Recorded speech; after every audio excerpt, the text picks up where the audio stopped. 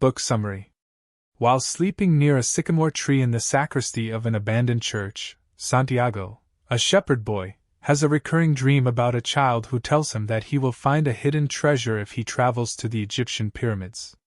An old woman tells Santiago that this dream is prophetic and that he must follow its instructions. Santiago is uncertain, however, since he enjoys the life of a shepherd. Next, Santiago meets a mysterious old man who seems able to read his mind. This man introduces himself as Melchizedek, or the King of Salem. He tells Santiago about good and bad omens and says that it is the shepherd boy's duty to pursue his personal legend. Melchizedek then gives Santiago 2 stones, Urim and Thummim, with which to interpret omens.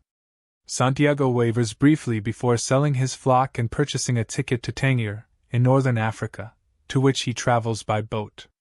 Shortly after he arrives there, a thief steals all of Santiago's money, so the shepherd boy decides to look for a way to make enough money to return home. He finds work in the shop of a crystal merchant, where Santiago makes improvements that reap considerable financial rewards. After 11 months of working in the shop, Santiago is unsure of how to proceed. Should he return to Andalusia a rich man and buy more sheep? Or should he cross the vast Sahara in pursuit of the hidden treasure of his dreams? He joins a caravan traveling to Egypt. Santiago meets an Englishman who wants to learn the secret of alchemy, or turning any metal into gold, from a famous alchemist who lives at an oasis on the way to the pyramids. While traveling, Santiago begins listening to the desert and discovering the soul of the world. The caravan eventually reaches the oasis, and there Santiago meets an Arab girl named Fatima and falls in love with her instantly. The caravan leader gathers the travelers together and tells them that tribal warfare prevents them from continuing their journey. Santiago wanders from the oasis into the desert, and, seeing 2 hawks fighting in the sky, has a vision of an army entering the oasis. Because attacking an oasis is a violation of the rules of the desert, Santiago shares his vision with the oasis's tribal chieftain. Soon afterward, Santiago is confronted by a black-garbed, veiled stranger with a sword, who sits atop a white horse. It is the Alchemist. The tribal chieftain arms his men, and they are well prepared when the oasis is indeed invaded. The Alchemist offers to cross the desert with Santiago. Soon the 2 men enter into an area of intense tribal warfare. Warriors hold the 2 men captive, but eventually allow them to continue their journey. The Alchemist tells Santiago that he needs to return to the oasis, and that the rest of the trip is Santiago's to make alone so that he can claim his personal legend. Santiago arrives at the Egyptian pyramids and begins to dig. He finds nothing buried in the ground. Thieves beat Santiago and rob him of his money. After he tells them of his dream, though, one of the thieves recounts his own dream about a buried treasure in the sacristy of an abandoned church. Returning to Andalusia, Santiago goes back to the church where he dreamed of the treasure near the pyramids. He digs where he slept, beneath a sycamore tree, and there it is, Santiago's treasure. Character list. Santiago Shepherd Boy, the protagonist of The Alchemist. He travels from Andalusia in southern Spain to the Egyptian pyramids in search of hidden treasure, learning life lessons along the way. Santiago is a dreamer and a seeker, and he stands for the dreamer and seeker in all of us. Old woman a fortune teller, and possibly a gypsy, she interprets Santiago's recurring dream, but in a manner so straightforward that he finds it suspect and disappointing. Melchizedek/King of Salem, an anonymous old man who is in fact a powerful figure from the Old Testament, he explains to Santiago what a personal legend is and urges the shepherd boy to follow his dream. Aside from Santiago himself, Melchizedek is the most important character in The Alchemist.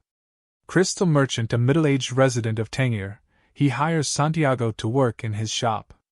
The crystal merchant's personal legend is to make a pilgrimage, or Hajj, to Mecca, but he knows he will never fulfill this dream. He is Santiago's foil, a character who characterizes another by contrast. Englishman, a bookish pedant obsessed with alchemy who hopes to learn the fabled craft from a famous alchemist rumored to live at the Al Fayum oasis that lies between Tangier and the pyramids. In The Alchemist, the Englishman stands for the limits of book learning. Camel herder, once a prosperous farmer, his valuable orchards were wiped out by a flood, forcing him into a new line of work. He teaches Santiago the importance of living in the moment. He also represents the possibility of receiving wisdom from unlikely sources. Alchemist, the novel's title character. An inordinately learned man, he lives at the oasis and can turn any metal into gold. The alchemist helps Santiago make the journey from the oasis to the Egyptian pyramids. Fatima, a beautiful Arab girl who lives at the oasis. Santiago discovers Fatima filling her water jug at one of the oasis's wells, and he falls in love with her. She supports his quest, even though it will take him away from her. Fatima represents true love, selfless and unconditional. Summary and analysis. Prologue. Summary. An unnamed alchemist reads a variation on the Greek myth of Narcissus, the beautiful boy so enchanted by his own reflection in the surface of a lake that he falls into the water and drowns. In this version, the lake in turn is in love with its own reflection, in the eyes of Narcissus before he dies. Analysis. This short episode introduces the reader to the character of the alchemist, who will be central to the action of the novel named for him. It also may serve as a warning to the reader, at the start of what could be called a self-help novel, about the hazards of self-love. Summary and Analysis. Part 1, Dream Interpreter Episode. Summary. A shepherd boy named Santiago retires for the night in an abandoned church with his flock of sheep. An enormous sycamore tree has grown in the place where the sacristy used to be. This is where Santiago falls asleep and dreams a recurring dream. The next morning, Santiago talks to his sheep about the unnamed Andalusian girl he is in love with. Santiago will see this girl in a few days, when he sells his flock's wool to her merchant father. Because his parents wanted him to become a priest, Santiago has studied Latin, Spanish and theology in a seminary, but he ended his studies prematurely, desiring instead to travel the world. That is why he became a shepherd. On his way to see the merchant and his daughter, Santiago visits the village of Tarifa. There he meets an old woman who interprets dreams, which he says are the language of God. Santiago recounts his recurring dream to the old woman. He is in a field with his flock when visited by a child who transports him to the pyramids in Egypt. There, the child says Santiago will find a hidden treasure. Each time Santiago is about to find out the specific location of the treasure, though, he wakes up. The old woman tells Santiago that she will interpret his dream on one condition: she won't charge him any money, but Santiago has to share with her 1/10 of any treasure he finds. Santiago agrees. The old woman says the dream is in what she calls the language of the world, and that Santiago needs to travel to the pyramids, where he will find a treasure that will make him rich. Because the old woman's interpretation is so straightforward, Santiago leaves her house upset and disappointed. He claims that he will never again believe in dreams. Analysis. The Alchemist has many themes, but its overriding message is that people must follow their dreams. This novel is full of examples of characters who pursue their dreams, and characters who don't. It is highly appropriate, therefore, that Coelho's book begins with a dream. The Alchemist's protagonist, or main character, is named Santiago for a reason. Santiago is Spanish for Saint James, that is, the Apostle James, one of the 12 initial followers of Jesus. Santiago is the patron saint of Spain, and his remains are thought by Roman Catholics to reside in the Spanish town of Santiago de Compostela, which is considered the religion's third holiest city after Jerusalem and Rome. Since the Middle Ages, millions of Roman Catholics have made a pilgrimage to the grave of Saint James in Santiago. Thus the name is associated with pilgrims, seekers after spiritual connection. The shepherd boy Santiago will become such a pilgrim. Santiago spends the night and experiences his recurring dream in a sacristy, the room in a church where sacred vessels and vestments are kept. It is literally a sacred place. And yet, just as he rejected his parents' plans that he join the priesthood, Santiago must leave the sacristy, in order to find God. Thus the episode with which The Alchemist opens is an ironic one. The placement of a sycamore tree in the sacristy is highly significant. Sycamores are native to Egypt, the location of the pyramids Santiago dreams of. Throughout The Alchemist, Egypt will be Santiago's focus and his goal. The fact that the old woman's interpretation of Santiago's dream is more or less identical to the dream itself seems to indicate that we should trust our dreams, taking them at face value rather than examining them for hidden significance.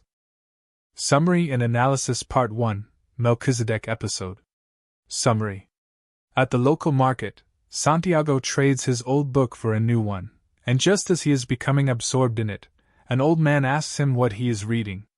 When Santiago shows it to him, the old man says that the book is important but irritating. The old man goes on to say that the book describes its characters' inability to choose their own personal legend. He also says that everyone in the book believes the world's greatest lie, that as people get older, they lose control of their futures and their lives are directed only by fate. When Santiago asks where he's from, the old man replies that he's from many places but was born in a place called Salem, of which he is king. His name, he says, is Melchizedek. He offers to help Santiago find the hidden treasure in exchange for 1/10 of his sheep. Then Melchizedek writes in the sand the name of Santiago's hometown, his parents' names, and the name of the merchant's daughter. While he is writing, Melchizedek's cape falls open, revealing a blinding light. Melchizedek explains that Santiago has discovered his personal legend, which he defines as what you have always wanted to accomplish. According to Melchizedek, every young person knows what his or her personal legend is. It is only as they get older that a mysterious force convinces people that personal legends are impossible to achieve. This mysterious force isn't exactly negative, since it prepares a person's spirit and will so that he or she can understand the one great truth on this planet. This truth is that when you really want something, it's because that desire originated in the soul of the universe. Fulfilling that desire, which means fulfilling your personal legend, is everyone's purpose, Melchizedek explains. The soul of the world is fed by people's happiness, he goes on. In fact, a person's only real responsibility is to realize his or her destiny. And when you want something, Melchizedek concludes, all the universe conspires in helping you to achieve it. Melchizedek tells Santiago that he visited him just when Santiago was about to abandon his personal legend, searching for and finding a hidden treasure. Melchizedek always visits just when a person is about to abandon his personal legend. But Melchizedek, the king of Salem, doesn't always appear as a person. Sometimes, when people are about to abandon their goals and dreams, he appears to them as the solution to a problem or a good idea, or he just makes things easier to achieve. Melchizedek and Santiago arrange to meet at the same time the next day. Santiago will give Melchizedek 1/10 of his flock, and Melchizedek will tell Santiago how to find the hidden treasure. After his exchange with Melchizedek, however, Santiago walks to a ticket counter where he considers buying a ticket to Africa. Ultimately, he decides against it. Santiago and Melchizedek meet again, and Santiago expresses his surprise that the same friend who was housing his sheep has agreed to buy all the sheep that Melchizedek isn't purchasing. Melchizedek tells Santiago that this is called the principle of favorability, otherwise known as beginner's luck. The king of Salem explains that a force wants us to realize our personal legends, and beginner's luck gives us a hint of what success might feel like. Melchizedek tells Santiago that the treasure is in Egypt, near the pyramids, and that he can find it by following the omens. Melchizedek opens his cape and removes one black stone and one white stone from the center of his breastplate, which he says are called Urim and Thummim. The black stone stands for yes, and the white stone for no, he says, advising Santiago to rely on the stones when he can't read the omens. Melchizedek gives Santiago 2 further pieces of advice. Don't forget the language of omens, and don't forget to follow your personal legend through to its conclusion. When he bids Santiago farewell, Melchizedek recalls giving advice to Abraham and apologizes to God for his vanity. Analysis. In times past, literacy was unusual among people who weren't members of the aristocracy or the clergy. Santiago himself is literate only because he studied for the priesthood. Therefore, it is significant that the old man can read and has already read Santiago's book. This means that Melchizedek is actually a very important person of high status.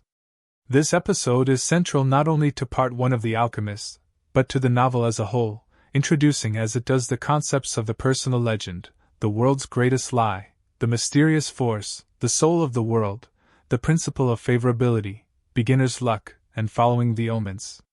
These concepts will recur throughout the novel, motivating Santiago's actions and explaining to him many of the apparently inexplicable things he experiences.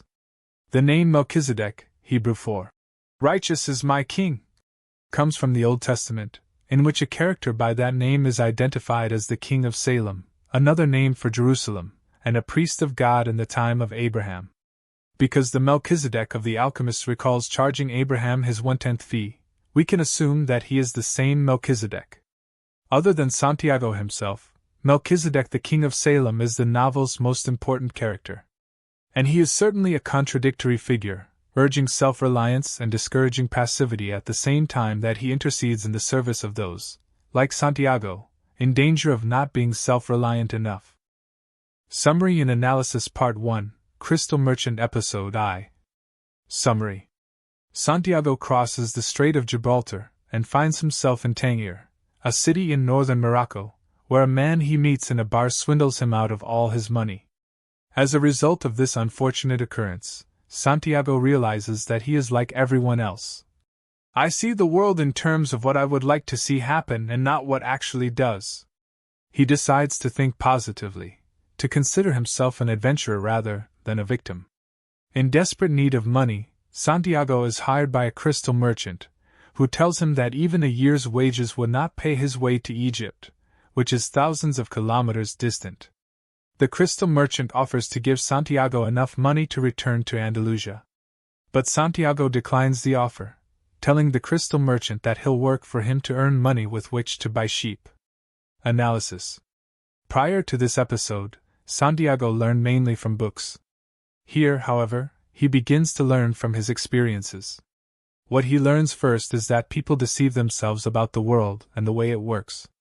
More crucially, Santiago learns that he can continue to be a passive receiver of the events of his life, a victim, or he can embrace his experiences and move forward with purpose, thereby becoming an adventurer.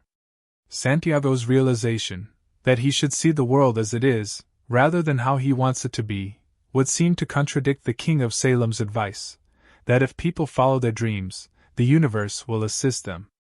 The author does not address this apparent contradiction, however. In deciding to work for the crystal merchant so as to purchase a flock of sheep, Santiago believes he is moving forward, and he is, though not in precisely the way he imagines, as Part 2 of The Alchemist will demonstrate. Summary and Analysis Part 2, Crystal Merchant Episode 2. Summary. Part 2 begins after Santiago has worked for 1 month at the crystal merchant's shop. Santiago offers to build a display case for the crystal, which the merchant can put outside his shop to attract potential customers. The crystal merchant fears that passers-by will bump into it and break the glass. Santiago responds that business has improved since he began working at the store and that the merchant should take advantage of this trend. He explains the idea, learned from the King of Salem, of moving when luck is on one's side, the principle of favorability. After 2 more months, with the display case in place outside the store having generated an enormous amount of new business, Santiago figures that if he returns home with all the money he has made, he can double his flock in less than a year. Also, he can trade with the Arabs in Tangier or in Spain, because he has learned to speak Arabic. Hearing a tourist complain of thirst after climbing the hill to the crystal shop, Santiago suggests to the crystal merchant that they sell tea and serve it in the crystal, which in turn will help them sell more crystal. Meanwhile, Santiago's aspirations have encouraged the merchant to recall his own abandoned dreams. He uses the word that will feature prominently in this section of the novel, maktub, meaning, "It is written." In Western terms, maktub means that something is destined, meant to be. Santiago and the crystal merchant offer tea at the store, and their venture is a huge financial success. After 11 months and 9 days in Tangier, Santiago has earned enough money to buy 120 sheep, a return ticket to Andalusia, and a license to import products from Africa. The crystal merchant has made enough to travel to Mecca, one of his own life's aspirations. But the merchant tells Santiago, "You know that I'm not going to go to Mecca. Just as you know that you're not going to buy your sheep." The merchant is right. When the stones Urim and Thummim spill out of Santiago's jacket, he recalls Melchizedek and his teachings. Santiago realizes that he will always be able to return to Andalusia and the life of a shepherd, but he will not always be able to visit the Egyptian pyramids. He decides to forge onward in pursuit of his personal legend. Analysis. In literary terms, the crystal merchant is considered to be Santiago's foil, a character who demonstrates by contrast everything that another character is and isn't. For instance, Santiago innovates and works hard to better the crystal shop's visibility and appeal, while after 30 years the merchant has stopped trying to improve his business. In the greater scheme of things, Santiago is seeking his personal legend, whereas the crystal merchant is not. Once he desired to travel to Mecca, one of the 5 acts required of a devout Muslim. But even after Santiago's changes to the crystal business have brought in enough money to make that possible, the crystal merchant does not seek Mecca. He has abandoned his personal legend. By contrast, Santiago earns enough to return to the life that is most comfortable to him, that of a shepherd, yet he chooses to renounce this in his quest to reach the pyramids. The Arabic word maktub sums up the crystal merchant's philosophy. He does something because it is written, that is, fated, rather than as a result of his own hopes and desires. Unlike Santiago, he lives life passively, as one who reacts to events rather than as a shaper of them. Coelho offers readers the character of the crystal merchant as an example of how not to live, versus the active, questing ideal embodied by the Alchemist's protagonist, Santiago. The crystal merchant is not a bad man. In fact, he's quite ordinary. But it is precisely his ordinariness that the novel warns against. He is not a villain, or even an antagonist. He is simply Santiago's foil. Summary and Analysis Part 2, Englishman Episode. Summary.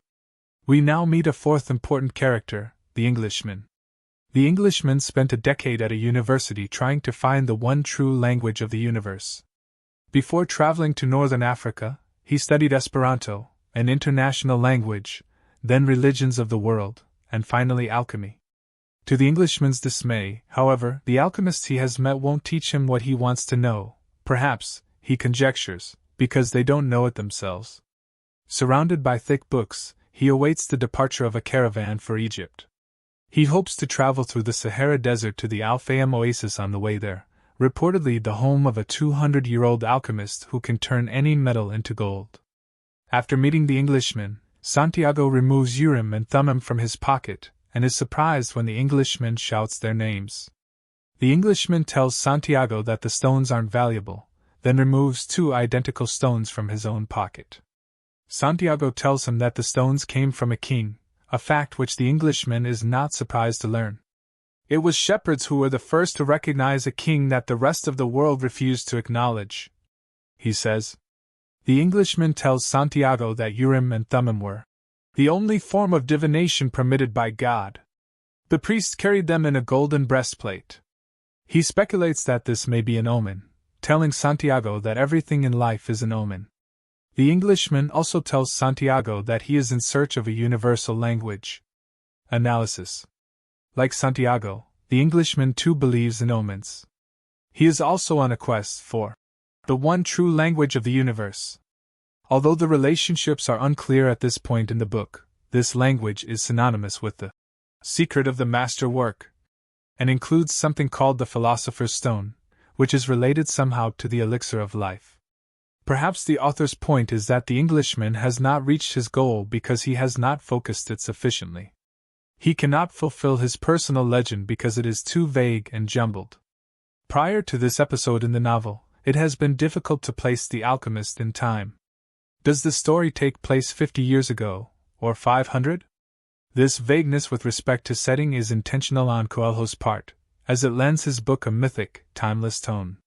When the Englishman mentions having studied Esperanto, however, the reader can deduce that the alchemist is set sometime during the last century and a half, since Esperanto was introduced by the linguist L. Zamenhof in 1887. When the Englishman speaks of shepherds who recognize the king, he means the King of Kings, Jesus Christ. According to the New Testament, Mary gave birth to Jesus in a stable, where shepherds who had been attracted by a star that shone directly overhead discovered the Son of God. The Englishman introduces another function of omens in The Alchemist. He tells Santiago, whom he first mistakes for an Arab, that omens are not just for following on the way to achieving one's personal legend. They also can help a person understand the language of the universe. As described by the Englishman, the language of the universe is a kind of lost knowledge, information that everyone in the world used to know, without having to read books. This knowledge has somehow vanished, but the Englishman plans on recovering it with the help of an alchemist. Summary and Analysis Part 2, Caravan Episode. Summary. Santiago and the Englishman join the caravan, which consists of over 200 people. Just before they leave, the Englishman says, "There's no such thing as coincidence." Santiago reflects that the closer one gets to realizing his personal legend, the more that personal legend becomes his true reason for being. Crossing the desert with the caravan, Santiago wonders if he is learning the universal language that deals with the past and the present of all people. Santiago's mother referred to this knowledge as a hunch, while the crystal merchant used the term maktub. It is written. It could also be called intuition. Santiago throws his book away once he realizes that he will learn more from the caravan and the camel driver, and also by observing his own camel. At night, the camel driver tells Santiago about his former life as a farmer outside Cairo with an orchard full of fruit. He had children and land, and he took an opportunity to make the same pilgrimage to Mecca that the crystal merchant spoke of. The Nile flooded its banks, however, destroying his fruit trees and forcing him to become a camel driver. As a result, he learned a painful but important lesson: there is no need to fear the unknown if you can achieve what you need to survive. Because of the threat of danger, the caravan starts to travel faster and more quietly. The caravan leader decides that they should no longer light a fire after dark. One night, when the Englishman can't sleep, he asks Santiago about his experiences with the crystal merchant, and is impressed by what he hears. "That's the principle that governs all things," the Englishman explains. "In alchemy, it's called the soul of the world. When you want something with all your heart, that's when you are closest to the soul of the world. It's always a positive force." Santiago tries to read the Englishman's books. They are strange books, however, covering the properties of mercury and salt, discussing kings and dragons. And they assert one proposition above all others, that all things are the manifestation of one thing only. In fact, the most significant text in all of alchemy consists of only a few lines once etched on the surface of an emerald. If the truth of everything is written on the surface of a single precious stone, Santiago wonders, why do people need to read so many big books? The one book that interests Santiago the most tells the life stories of famous alchemists, who dedicated their lives to purifying metals. These alchemists believed that if they heated a metal for many years, it would free itself of its individual properties, leaving behind the soul of the world. The soul of the world allowed alchemists to understand everything on earth, since it was the language with which all things communicated. The alchemists called the discovery of this language the master work. Santiago learns that the master work is composed of two parts, one liquid and one solid. It is unclear how something can be liquid and solid as well as a language and also a soul. The liquid portion is known as the elixir of life, which cures illnesses and is responsible for keeping alchemists young. The solid part of the master work is called the philosopher's stone, a small sliver of which is all that's needed to turn any metal into gold. Everyone in the caravan is on edge, wary of anything that might hint of a raid by one of the warring desert tribes. Only Santiago's friend the camel driver seems unconcerned. He tells the shepherd boy the reason he is unafraid of the war between the tribes is because he lives only in the present. "If you can concentrate always on the present, you'll be a happy man," he says. "Life will be a party for you, a grand festival, because life is the moment we're living right now." Analysis. In the words of the camel driver, "We are afraid of losing what we have, whether it's our life or our possessions and property. But this fear evaporates when we understand that our life stories and the history of the world were written with the same hand." This lesson seems consistent with maktub. It is written. The philosophy that prevented the crystal merchant from actively pursuing his dream of visiting Mecca, from trying, that is, to fulfill his personal legend. Here, though, Coelho gives it a positive spin. It is our duty to take what life gives us, the author seems to be saying through his character the camel driver, and make the best of it. Note that although Santiago is not looking to understand the language of the world, he is inadvertently learning to do so. While his own quest is towards his personal legend and thus a buried treasure, the simple Spanish shepherd boy cannot help but start to become one with the universe. He does so by traveling through worlds that are new to him, Tangier, the Sahara, and by observing a new religion, Islam, and new peoples, Arabs and Africans. As Santiago tells the Englishman, still lost in his books in the midst of the desert, "You should pay more attention to the caravan. We make a lot of detours, but we're always heading for the same destination." In talking to Santiago about his experiences at the crystal shop, the Englishman makes a statement that is central to the alchemist's philosophy, that the earth is alive, and it has a soul. We are part of that soul, so we rarely recognize that it is working for us. But in the crystal shop you probably realize that even the glasses were collaborating in your success. Although this idea is new to Santiago, the attribution of spirits to inanimate objects is a form of religion common to many primitive cultures known as animism. Santiago's discovery that the surface of a single emerald contains the world's most important knowledge points out another of the alchemist's fundamental propositions, that books should be straightforward and easy to understand. People make all things, including their books, too complicated, and eventually they cannot return to the simple truths that everyone once knew. Santiago begins to wonder if, in working for the crystal merchant, he was engaged in a kind of alchemy. The Englishman, by contrast, believes that alchemy can be learned only from a master alchemist, and after reading many difficult books on the subject. This is another instance of the alchemist's point of view that experience is the best teacher. The episode's final lesson, delivered to Santiago by the camel driver, is not inconsistent with this, that living in the present is the richest, most rewarding way of life. Summary and Analysis Part 2, Oasis Episode. Summary. The next morning, Santiago awakens to see rows of date palms stretching across the entire desert where previously he had seen only stars. The Englishman is relieved to have reached the oasis. He can now find the alchemist. Santiago thinks about his treasure, and how far off it still remains. He notices that the closer he comes to realizing his dream, the more distant it seems. Meanwhile, the alchemist is watching. He notices the overwhelming happiness of the travelers, who appreciate the sudden greenery of the oasis. Maybe God created the desert so that man could appreciate the date palms, he thinks. He then decides to focus his attention on more practical matters. Omens have told the alchemist that an important man arrived with the caravan. He is supposed to teach this man the secrets of alchemy. The camel driver tells Santiago that an oasis is considered neutral territory because it is populated mostly by women and children. The warring tribes fight in the desert and leave the oasis alone. Because an oasis cannot harbor troops, all the travelers from the caravan have to surrender their weapons. Santiago and the Englishman ask a black-veiled woman and several men about the alchemist. All claim not to know his exact whereabouts. They do, though, refer to the alchemist as both a witch doctor and the very powerful one. Santiago next approaches a pretty young woman by a well. Her head is covered, but not her face. Instead of asking her where the alchemist lives, Santiago is struck dumb. At that moment, it seemed to him that time stood still, and the soul of the world surged within him.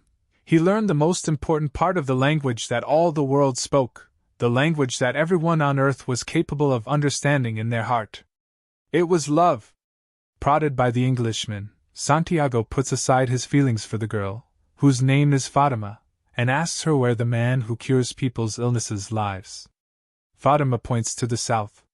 The Englishman then disappears to find the alchemist, and Fatima leaves with her water. Santiago remains at the well, thinking about her. He knows instinctively that his love for Fatima will enable him to discover every treasure in the world.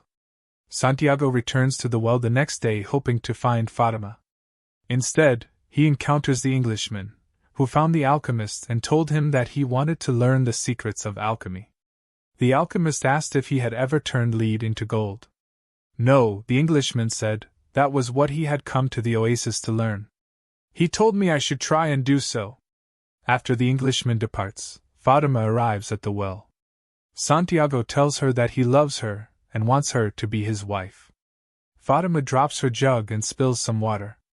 After a month at the oasis, the caravan leader calls all the travelers together and tells them that because the tribal war is still raging, they won't be able to travel any further. Santiago searches for the Englishman and discovers that he has built a wood-burning furnace outside his tent.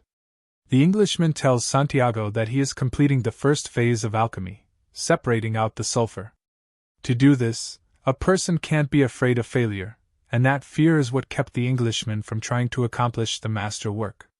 After the sun sets, Santiago explores the desert, hoping it will tell him whether or not he should continue his quest. Soon he sees two hawks flying in the sky. When one hawk attacks another, Santiago envisions an army attacking the oasis. Later, Santiago tells the chieftains who run the oasis of his vision. The chieftains wonder why the desert would reveal its secrets to a stranger. Santiago says that the desert told him its secrets because his eyes are fresh, and he can see things that others might take for granted. Santiago is told that men of the oasis will arm themselves.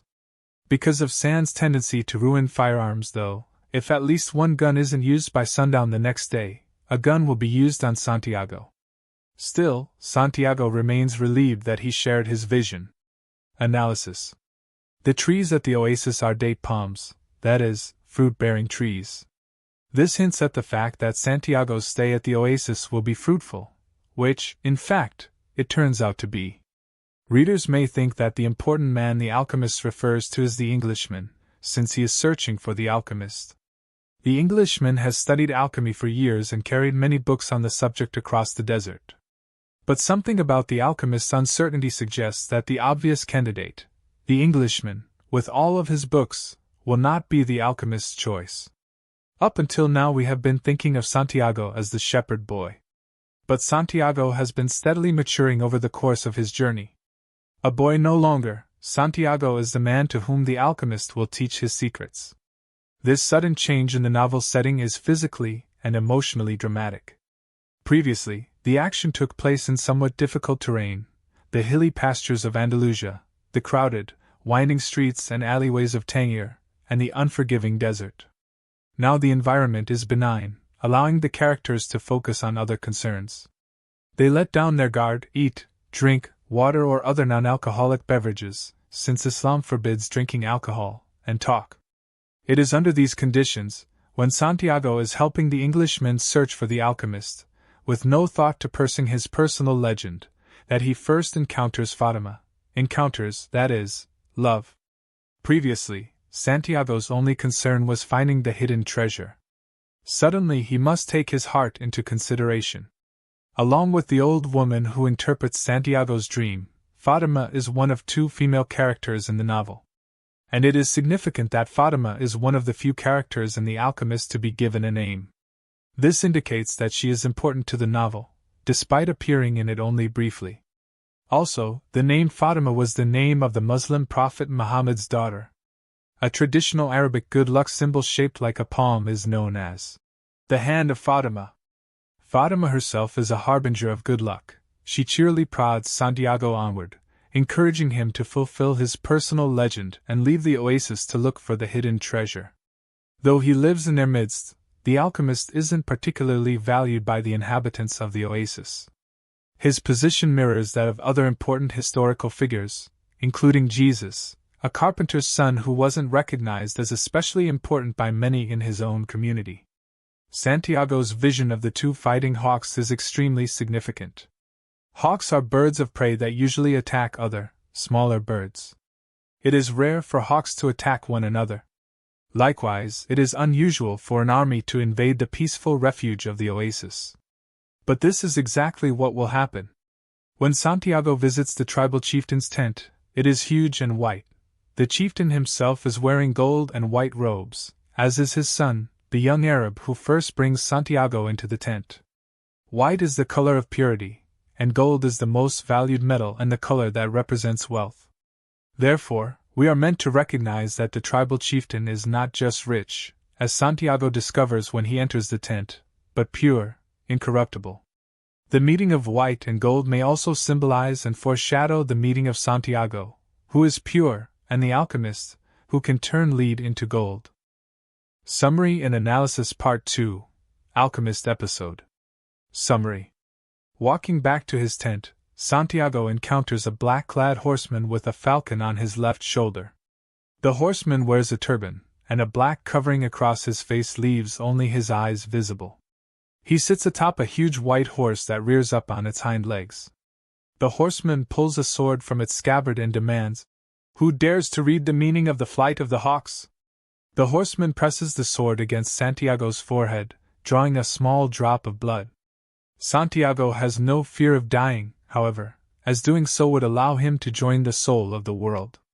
Santiago explains that he is only following his personal legend, which pacifies the stranger. He puts his sword away and tells Santiago, "I had to test your courage, the quality most essential to understanding the language of the world." Santiago has just met the alchemist. The following day, the Al-Fayum oasis is invaded by 500 mounted tribesmen. At first they appear to be unarmed, but their weapons are hidden under their robes. They converge on the tribal chieftain's tent and attack it. But the tribal leaders, having heeded Santiago's warning, have abandoned the white and gold tent. They surround the desert horsemen and kill all but one of the invaders. That man, commander of the warriors, says that his men were starving and attacked the oasis only so they could eat its food and drink its water before returning to their tribal war. The tribal chieftain tells the commander that he violated a sacred tradition, and is therefore sentenced to death. The next day, Santiago is presented with 50 pieces of gold and asked to be the counselor of the oasis. The alchemist says that the wind told him Santiago was coming and would need help. He instructs Santiago to sleep well, trade his camel for a horse, and remember that his treasure will be where his heart is. The alchemist tells Santiago not to think about what he's leaving behind, explaining that everything is written in the soul of the world, and there it will stay forever. The alchemist describes the emerald tablet, drawing in the sand with a stick to show Santiago what is written on the tablet. "The emerald tablet is a direct passage to the soul of the world," he says. "The wise men understood that this natural world is only an image and a copy of paradise, a guarantee that there exists a world that is perfect." Santiago chooses not to accept the offer of the tribal chieftain. Instead, he and the alchemist ride their horses across the desert. The two men set out the next night. The alchemist tells Santiago to show him signs of life in the desert, since only those who can see such signs of life are able to find treasure. Santiago lets his horse run free, allowing the animal to gallop for almost 30 minutes before it finally stops near a hole inside which is a cobra. The alchemist pulls it out by its tail. He says it is an omen and decides to lead Santiago to the pyramids. Santiago arranges a meeting with Fatima. He tells her that he loves her, and they embrace. Fatima instinctively understands Santiago and his quest. Her unconditional love enables her to allow him to follow his dream, as Fatima knows he will return. Fatima's generosity will be a source of strength for Santiago as he journeys onward, attempting to accomplish his personal legend. Santiago and the alchemist continue silently to cross the desert towards the pyramids. The alchemist advises Santiago to listen to his heart, despite the fear that Santiago's heart often expresses. Santiago learns to understand what his heart is telling him, and to listen to it patiently, despite the fact that the heart is often fearful. 3 armed warriors approach them, asking what they are doing in the area. The alchemist answers that he is hunting with his falcon. The tribesmen look through their belongings for weapons and, finding none, they let Santiago and the alchemist pass. Later, 2 ominous-looking men appear on horseback and tell the alchemist and Santiago that they may not go any further. The alchemist stares them down, and the tribesmen let them pass. Soon, however, Santiago senses danger, and when he looks into the distance, he sees an army of blue-veiled men. Santiago and the alchemist are taken to a military camp, where they are thought to be spies. The alchemist says that they are just simple travelers and introduces Santiago as an alchemist, saying, "He understands the forces of nature, and he wants to show you his extraordinary powers." The tribal commander says that he wants to see Santiago perform alchemy. The alchemist answers that in 3 days Santiago will transform himself into the wind. If he can't do so, the alchemist tells them, "We humbly offer you our lives for the honor of your tribe." Analysis. When Santiago first sees the black-clad horseman, an image comes to his mind of Santiago Matamoros, the Christian saint and slayer of Moors. Moors were the Muslim conquerors of the Iberian Peninsula, which includes Andalusia, the shepherd boy's home. But in contrast to the classic image of Santiago Matamoros, in which St. James sits atop a horse, a Moor beneath its hooves, here Santiago the shepherd boy, a Christian pilgrim, occupies the Moor's place. In another twist, the terrifying man atop the white horse is none other than the alchemist for whom the novel is named. The notion of this world as a poor copy of another, perfect world, comes from the philosophy of Plato, in his famous parable of the cave. The alchemist identifies the cobra in the desert as a symbol of life. Traditionally, snakes also are emblematic of male potency. The cobra's power may give Santiago the strength to return to Fatima and declare his love for her. The alchemist's ability to face down various threats that emerge from the desert, the cobra, the 3 armed warriors, the pair of ominous-looking men, demonstrates his strength and influence. Not only have the alchemist's studies made him wise, they also have made him powerful. The desert warriors to whom the alchemist promises that Santiago can transform himself into the wind are probably based on the Tuareg, a tribe of warlike nomads, the male members of which really do wear blue veils that cover their faces. By telling these blue-veiled warriors that Santiago can change himself into the wind, the alchemist is testing Santiago. At the same time, he is demonstrating his faith in the former shepherd boy, indicating that he believes Santiago has learned enough to begin performing alchemy himself. Mainly Santiago is angered by the alchemist's promise, and fearful of being unable to fulfill it, but he should be flattered and honored. Summary and Analysis Part 2, Wind and Sun Episode. Summary. Santiago is furious. How can the alchemist have set him up to do something of which he is incapable? The alchemist calmly explains that, if a person is living out his personal legend, he knows everything he needs to know. There is only one thing that makes a dream impossible to achieve: the fear of failure. On the day before he is expected to turn himself into the wind, Santiago climbs to the top of a cliff. He looks out at the desert, and senses that it can feel his fear. On the 3rd day, Santiago brings the tribal chief and his officers to the cliff. Again he looks across the desert, and this time Santiago asks for the desert's help in becoming the wind. The desert replies that it can provide its sand to help the wind blow, but no more. The desert needs assistance from the wind itself. Soon, a breeze tickles Santiago's face. The wind knows what the boy needs but regretfully tells him, "We're 2 very different things." Santiago has learned much from the alchemist, however. He protests that he and the wind aren't very different at all. For one thing, they share the same soul. Intrigued, the wind nevertheless insists that people can't turn themselves into the wind. Sensing that the wind might ultimately relent and grant his wish, Santiago tells it, "When you are loved, you can do anything in creation. When you are loved, there's no need at all to understand what's happening because everything happens within you, and even men can turn themselves into the wind. As long as the wind helps, of course." Suggesting that Santiago asked heaven for help, the wind then creates an enormous sandstorm called a simum. Now Santiago beseeches the sun to help him turn into the wind, for the sake of love, he says. The sun acknowledges that it knows about love. Then the sun complains that people always want more, implying that this is a bad thing. Santiago disagrees, saying that each thing has to transform itself into something better, and to acquire a new personal legend, until, someday, the soul of the world becomes one thing only. The sun decides to transform itself into something better, a brighter sun. The eavesdropping wind then decides to blow harder. Still the sun can't turn Santiago himself into the wind. "Speak to the hand that wrote all," the sun finally suggests. Santiago begins to pray, and in praying he understands that he isn't alone in not comprehending the universe completely. The sun and the wind and the desert also don't entirely know their reason for being. Finally, Santiago reached through to the soul of the world, and saw that it was a part of the soul of God. And he saw that the soul of God was his own soul, and that he, a boy, could perform miracles. Once he has connected to the soul of God, Santiago is indeed able to transform himself into the wind, becoming the mightiest windstorm in anyone's memory. The alchemist is pleased, the tribal commander is impressed, and Santiago is relieved.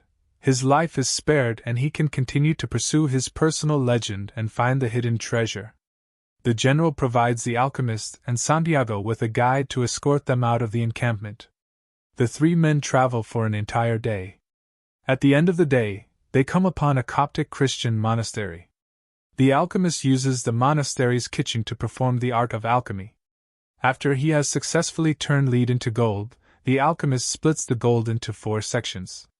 He keeps one piece and gives one to the monastery in thanks for its hospitality, and one to Santiago to make up for what he handed over to the tribal commander.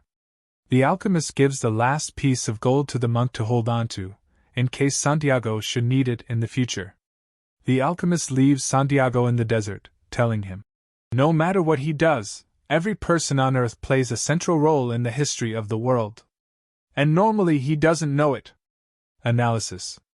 The 3-day time period that Santiago is allowed for his transformation into the wind resonates in multiple ways. Generally speaking, many cultures consider 3 to be a magical number. Specifically, Jesus Christ's death and resurrection take place over 3 days. Jesus is crucified on a Friday, and he rises from the dead on Sunday. In a sense, Santiago's life as an ordinary human ends during the period when he's held captive by the blue-veiled warriors, and he is resurrected as an alchemist in deed if not in name.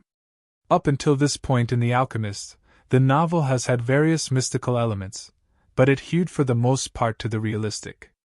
Almost every event described could, in theory, be explained rationally. Now, however, the story becomes undeniably fable-like, even mythic. It enters the realm of the truly fantastical.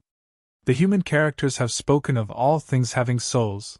Here the desert, the wind, and the sun can converse with the human, Santiago, in language that the human can understand. Another way of describing this phenomenon is to say that desert, wind, and sun have been personified. Consistent with the tonal transformation from the mostly realistic to the mythic is Santiago's contact with the soul of God and of course his transformation into the wind. No wonder the tribal chief is impressed. Also, it's no surprise that the alchemist allows Santiago to make the rest of his journey to the pyramids alone. Certainly he has demonstrated that he can fend for himself. Summary and Analysis Part 2, Pyramids Episode. Summary. Santiago rides his horse through the desert for many more hours, trying to listen to it again so as to learn the exact location of the treasure. His heart, however, isn't cooperating, it is thinking about other things. Finally, Santiago's heart relents and whispers to him, "Be aware of the place where you are brought to tears. That's where I am, and that's where your treasure is." His horse climbs one more sand dune, and Santiago's heart leaps. He sees the pyramids in front of him, illuminated by the moonlight. Santiago falls to his knees and weeps. He notices that where his tears fell, a scarab, or beetle, now scurries through the sand. Santiago knows that in Egypt, this beetle is considered a symbol of God. Another omen, this must be the place he was meant to dig. Santiago digs through the night, but finds nothing. Some thieves see Santiago digging in the sand and think he is hiding something. They search Santiago's clothes and find the piece of gold that the alchemist gave him. Assuming he must have buried more gold in the sand, they force Santiago to continue digging until the next morning. When he doesn't find any riches, the thieves beat him badly. Santiago screams at them that he is only looking for treasure because he dreamed twice about a buried treasure at the Egyptian pyramids. One of the thieves tells Santiago that he had a recurring dream about a buried treasure, except his dream told him to go to an abandoned church in Spain where shepherds often took their sheep to rest. "In my dream," the thief says, There was a sycamore growing out of the ruins of the sacristy, and I was told that, if I dug at the roots of the sycamore, I would find a hidden treasure. But I'm not so stupid as to cross an entire desert just because of a recurring dream. After the thieves depart, Santiago sits up and starts laughing. He knows where the hidden treasure is buried. Analysis.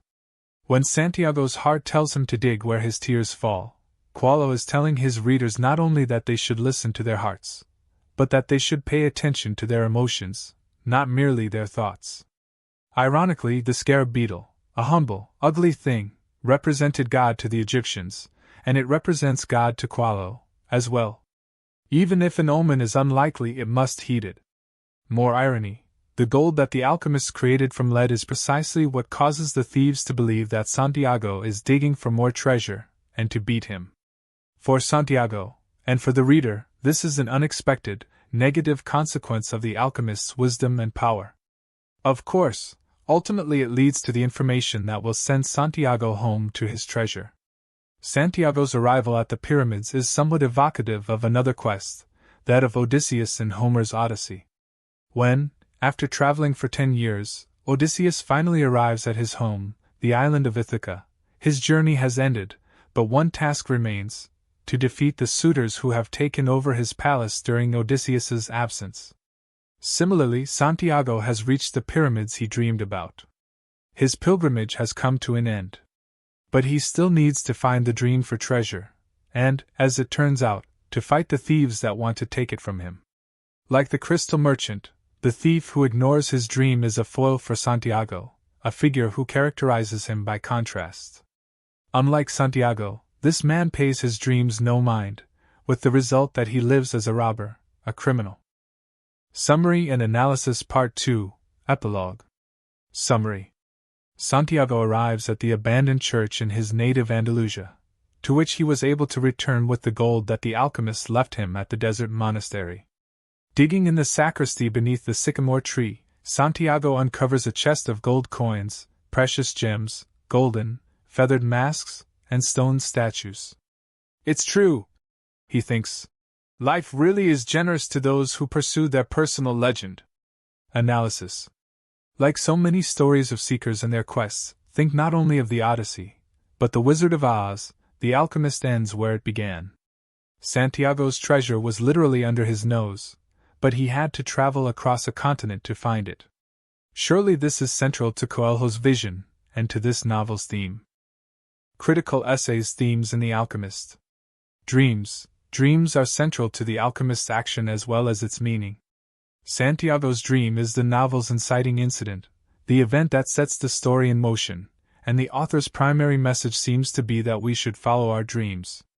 Fate is often cited as a reason not to pursue one's personal legend, as in the case of the crystal merchant, whose motto is Maktub.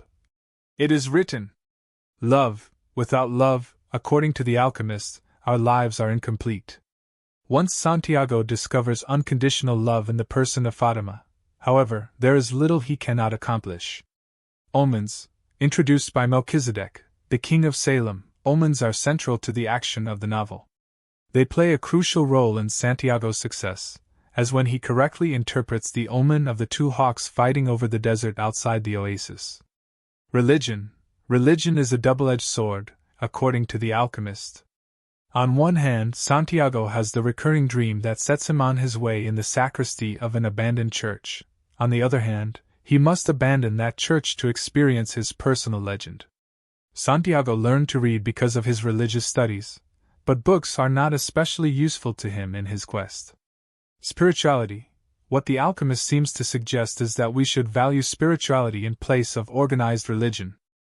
Critical essays. Symbols in The Alchemist. Cobra. The cobra is a symbol of danger and strength, especially male potency. Crystal glassware. Fragility and clarity are the characteristics represented by the crystal merchant's crystal glassware. Desert. The desert is symbolic of all the obstacles and hardships that stand between people and their dreams. In The Alchemist, characters learn to accept the desert, even listen to it. Gold. Gold represents the knowledge, work, and time necessary to achieve something desired. Hawks. Hawks are symbolic of aggression, which can be tamed. Horse. The horse is a symbol of strength and passion. Like hawks, horses can be tamed. Oasis. The oasis symbolizes life, love, and domesticity. Pyramids. The pyramids represent the ancient and inscrutable.